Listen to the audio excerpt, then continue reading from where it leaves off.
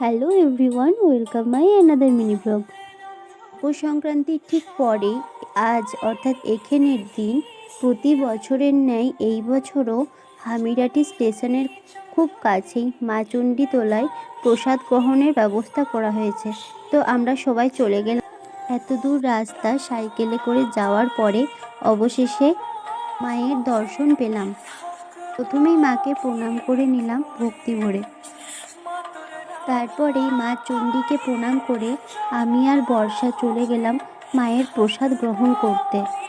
দূর দূরান্ত থেকে অনেক ভক্তেরা মায়ের প্রসাদ গ্রহণ করতে আসেন আজকের দিনে।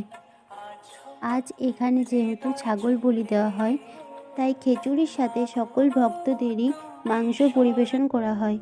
মাকে প্রণাম করে স্টেশনে কিছু ফটোশ্যুট করে চলে এলাম বাড়ি। আজ এই পর্যন্তই, দেখা হচ্ছে নেক্সট মিনি ব্লগে। টাটা।